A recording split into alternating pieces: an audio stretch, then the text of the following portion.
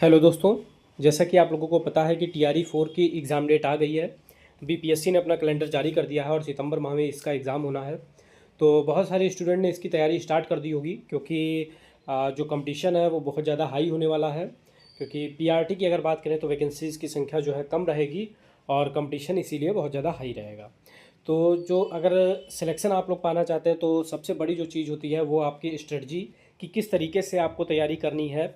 और एक होता है कितना टारगेट सेट किया जाए, कि जो हम लोगों का जो पार स्कोर है यानी कि टारगेट जो है उसको अचीव करने पे हमारा जो सिलेक्शन हो सके। तो इन्हीं दो चीज़ों के बारे में हम लोग डिस्कस करने वाले हैं कि सबसे पहले कोई भी अगर आपकी एग्ज़ाम की तैयारी करना स्टार्ट करते हैं तो आप लोगों के लिए सबसे इम्पॉर्टेंट है कि सही दिशा में सही तरीके से तैयारी की जाए। तो उसके लिए आपको प्रीवियस ईयर पेपर का जो एनालिसिस है उसको देखना बहुत ज़रूरी है।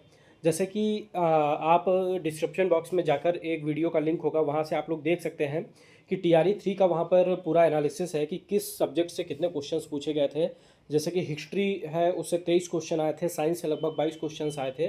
तो उन्हीं सब्जेक्ट्स पे सबसे ज़्यादा फोकस करना है। अगर आप लोगों को सिलेक्शन पाना है तो सबसे ज़्यादा फोकस उन्हीं सब्जेक्ट्स पे करना है जिनसे ज़्यादा क्वेश्चंस बन रहा है। जैसे मैथ और रीजनिंग है तो 16 + 16 32 क्वेश्चन आ रहे हैं। तो 32 क्वेश्चन आप लोगों को 32 नंबर दिला के जाएंगे। इसीलिए अगर आप लोग तैयारी कर रहे हैं तो सबसे पहले आपको अपना स्ट्रेटजी बनानी होगी कि कहाँ से किस सब्जेक्ट में हम ज़्यादा से ज़्यादा नंबर स्कोर कर सकते हैं। तो अब हम लोग बात करते हैं सेफ टारगेट के बारे में।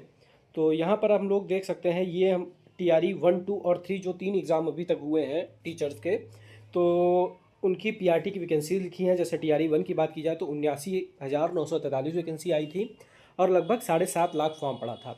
अब ये 79,943 में कुछ बांग्ला की थी और कुछ उर्दू की थी। लगभग 60,000 के आसपास हम लोग मान के चलते हैं अप्रॉक्स वैकेंसीज थी। और फर्स्ट टाइम एग्ज़ाम हुआ था, किसी को कोई आइडिया नहीं था कि क्वेश्चन पेपर कहाँ से आ रहा है या किस टाइप के किस स्टैंडर्ड के क्वेश्चंस पूछे जाएंगे। तो इसी वजह से अगर कट ऑफ यूआर मेल की बात की जाए तो लगभग 67 नंबर कट ऑफ इसकी गई थी, क्योंकि फर्स्ट टाइम एग्ज़ाम था, किसी को कोई आइडिया नहीं था। अब पेपर का लेवल भी बहुत अच्छा पूछा गया था।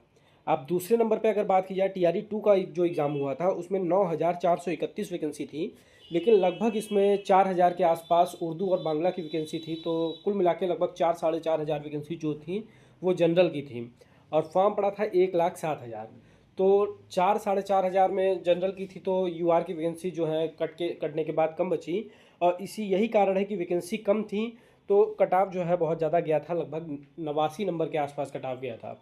फिर टीआरई 3 की बात की जाए, टीआरई 3 में 28,026 वैकेंसी थी और उसमें लगभग 11,000 के आसपास या 14,000 के आसपास जो वैकेंसी थी वो जनरल की थी और उसमें जो कट ऑफ गया था वो हम लोगों का 81 नंबर गया था। तो टीआरई 1 में 67 नंबर गया था, क्योंकि फर्स्ट टाइम एग्ज़ाम था और किसी को कोई भी आइडिया नहीं था कि एग्ज़ाम कहाँ से आने वाला था। सेकंड वाला एग्ज़ाम था, सभी स्टूडेंट को पता चल गया था कि सारे क्वेश्चन जो है एनसीईआरटी बेस्ड आ रहे हैं। तो अच्छे से एनसीईआरटी पढ़ लिया, उसका सिलेक्शन हो गया। वैकेंसीज़ की संख्या कम थी इसीलिए 89 कट ऑफ गई। और लास्ट में टीआरई 3 की बात की जाए तो उसमें भी अच्छी खासी कट ऑफ गई थी, 81 नंबर कट ऑफ गई थी, क्योंकि सभी को पता था कि केवल एनसीईआरटी से ही सारे क्वेश्चंस पूछे जा रहे हैं। अब हम लोग बात करें टीआरई 4 की, तो जैसा कि अभी तक की जो वैकेंसीज़ आ रही हैं वो लगभग 10,000 के आसपास प्राइमरी में, 10 से 11 के बीच में वैकेंसीज रहेंगी प्राइमरी की। तो अब हमको इसी के हिसाब से अपना टारगेट सेट करना है। तो जैसा टीआरई 2 को हम लोग देखेंगे और टीआरई 3 को देखेंगे, और इन दोनों को देखते हुए अगर हम लोग 90 या 90 से ऊपर 95 के आसपास अगर हम लोग अपना टारगेट बनाएंगे तो 100% हमारा सिलेक्शन होगा।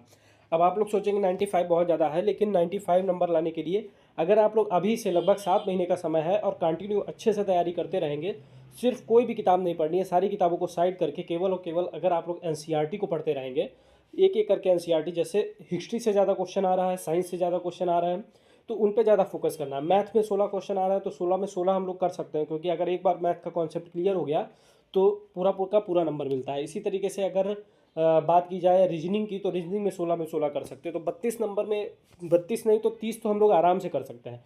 उसके अलावा साइंस है, हिस्ट्री है या ज्योग्राफी है, इन पर ज़्यादा फोकस करना है। 6 to 8 एनसीईआरटी पढ़ना है बेसिक बनाने के लिए, और 9 10 को बहुत ज़्यादा फोकस करना है बहुत अच्छे से, जिसमें दिया रहता है क्या आप जानते हैं या अन्य तथ्य, महत्वपूर्ण तथ्य, या रेड बॉक्स में या ग्रीन बॉक्स में, इस टाइप से जो दिया रहता है बहुत ज़्यादा इंपॉर्टेंट होता है। तो सारी बुक को साइड करके केवल अभी से एनसीईआरटी पढ़ना आप लोग स्टार्ट कर दें, 100% आप लोग 95 के आसपास अपना स्कोर कर ले जाएंगे।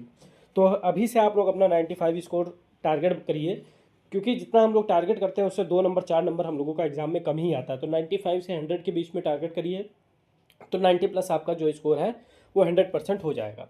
तो जो स्टूडेंट इसकी तैयारी कर रहे हैं TRE 4 के लिए, तो अभी से अपनी तैयारी को सीरियस कर दीजिए, अभी से आप लोग स्टार्ट कर दीजिए, क्योंकि 7 महीने का समय है। जो कंटिन्यू धीरे धीरे तैयारी करता रहेगा उसका श्योर सिलेक्शन हो जाएगा।